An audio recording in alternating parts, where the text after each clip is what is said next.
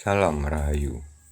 Konten kali ini masih terkait dengan keputusan Prabu Ramawijaya yang mengangkat Hanoman jadi intel untuk mengumpulkan setiap data yang terkait dengan kondisi dan situasi di Alengka, termasuk situasi dan kondisi pribadi Rahwana serta Dewi Sinta.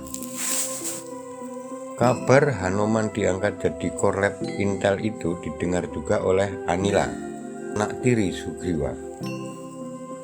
Intinya, Anila cemburu karena merasa diremehkan kemampuannya oleh Sugriwa maupun Ramawijaya yang memutuskan mengangkat Hanoman jadi korlap intel. Tiap hari Anila tidak hentinya memikirkan keputusan Ramawijaya dan Sugriwa dalam menetapkan Hanoman jadi intel untuk mengumpulkan data informasi di wilayah Alengka. Pagi ini Anila duduk di atas batu besar di bawah pohon rindang yang sedang berbuah. Sambil nyemil buah, matanya menerawang ke pintu gerbang negeri Ayodhya. Dalam tatapannya, gerbang negeri Ayodhya itu tiba-tiba menyusup pertanyaan ke pikirannya. Mengapa bukan saya yang ditunjuk sebagai korlap ya? Selama ini seberapa jasanya Hanoman bagi negeri Ayodhya dan keselamatan Prabu Ramawijaya? Belum ada, pikir Anila. Apa mereka pikir Hanoman lebih tangguh dan berjasa ketimbang saya? Goda pikiran Anila. Anila lalu menghela napas, tapi matanya tetap tertuju pada gapura negara Ayodhya yang berbatasan langsung dengan negeri Kiskindha. Ternyata Anila duduk di batu besar itu untuk menghadang atau mencegat Hanoman yang akan mengikuti pertemuan massa untuk menggalang relawan perang dengan Alengka. Cuma Anila keliru sebab jadwal pertemuan massa itu diundur besok pagi, sehingga dari pagi hingga sore ini Anila manyun duduk di bawah pohon menunggu Hanoman.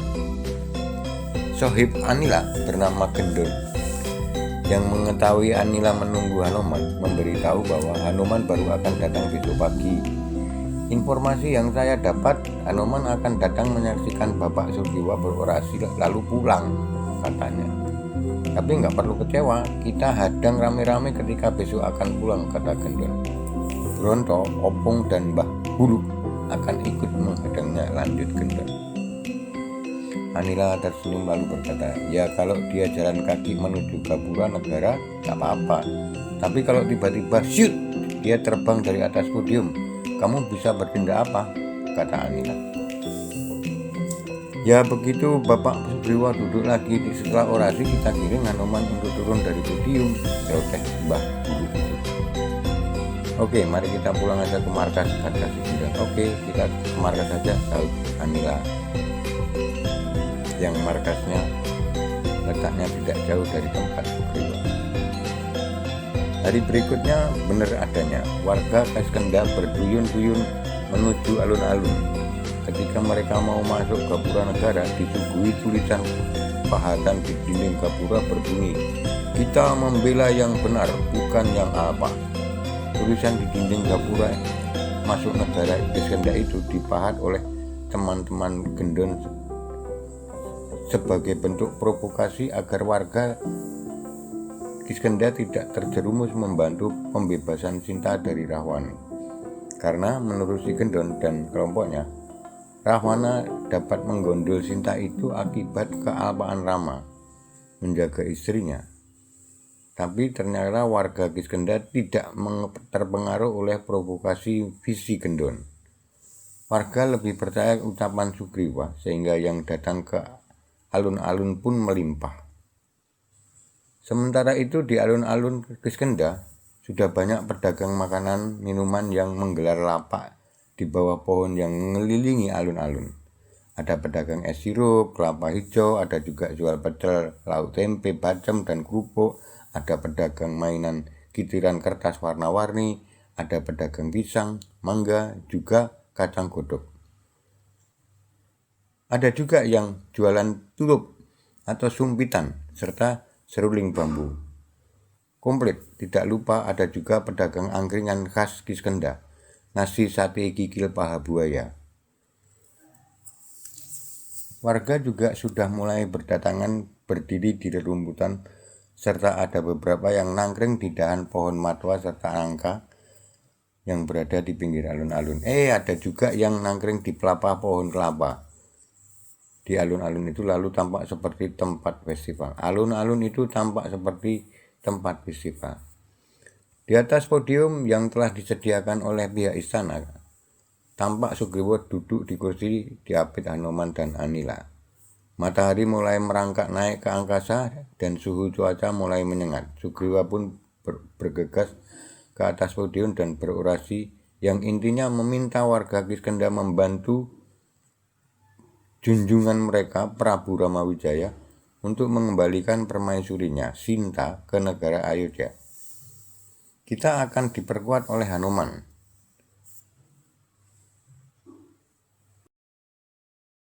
Dia yang akan memimpin tim kecil yang untuk menuju Alengka dalam rangka mengumpulkan data informasi mengenai kekuatan Alengka dan Rahwana.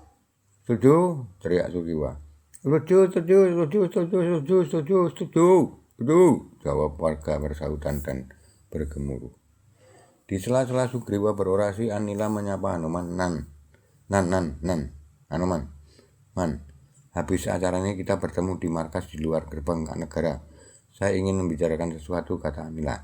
Oke, nanti kita bicarakan apa yang kamu inginkan, jawab Hanoman tanpa curiga. Acara penggalaman massa usai, Hanoman lalu mohon pamit pada Sugriwa sambil memberi isyarat pada Anila untuk pergi bersama-sama sesuai dengan apa yang mereka rencanakan. Di luar gerbang istana, teman-teman Anila sudah menunggu kedatangan Anila dan Hanoman. Intinya mereka berkomplot ingin ngebukin Hanoman. Man, siapa yang menunjuk kamu jadi korep Alengka? Jujur jawab, kata Anila. Ya Prabu Ramawijaya, jawab Hanoman. Kalau begitu saya dan teman-teman akan menguji kekuatanmu sebelum kamu ke Alengka, agar kamu yakin bahwa kamu memang punya kekuatan yang untuk mengemban tugas awal itu, kata Anila. Dan tanpa diduga oleh Hanoman, Anila menyerang Hanoman dengan dibantu teman-teman sesongkolnya. Buk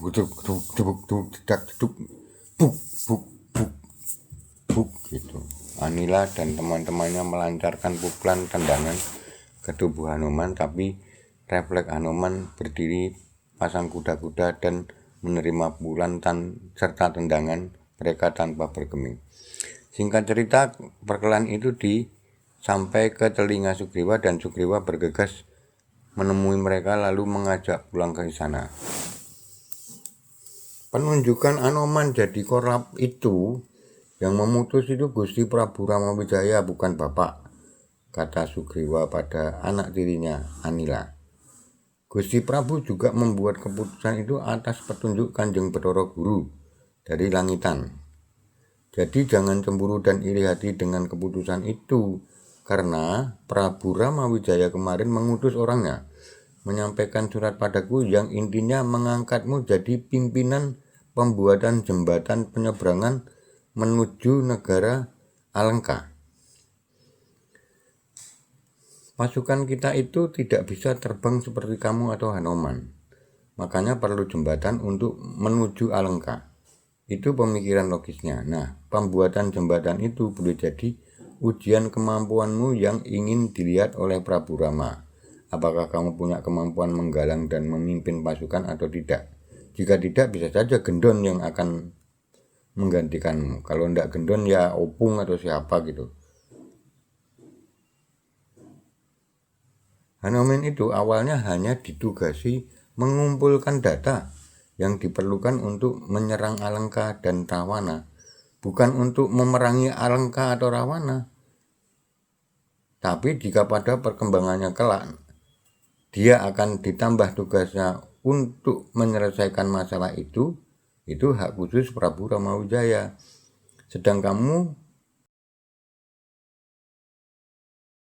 untuk membangun jembatan itu butuh kekuatan tenaga serta kecerdikan dalam memobilisasi pasukan dan memilah keahlian para pasukan. Yang kuat angkat batu dipisahkan dengan yang kuat masang tiang jembatan. Yang ahli angkat konstruksi dipisah dengan yang pinter masak.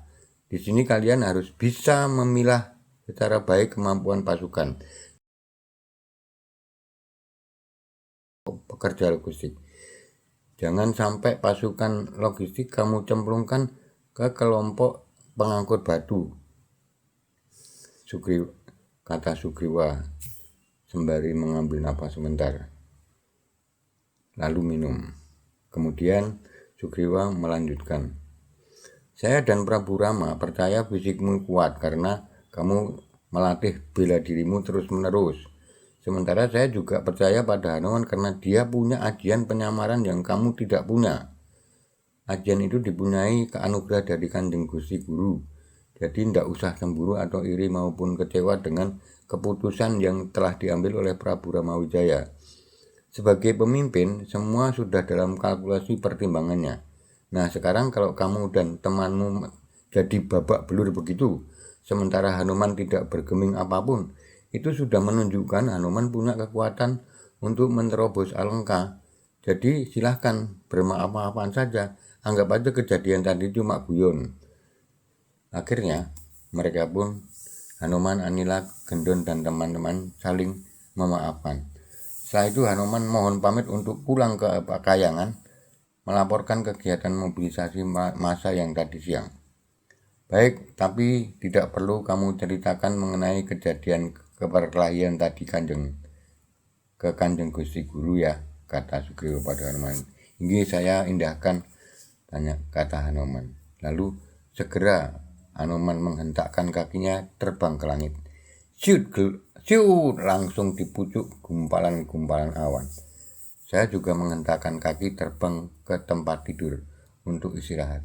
Sampai bertemu di konten lain yang masih seputar kelanjutan konten ini. Salam Rahayu.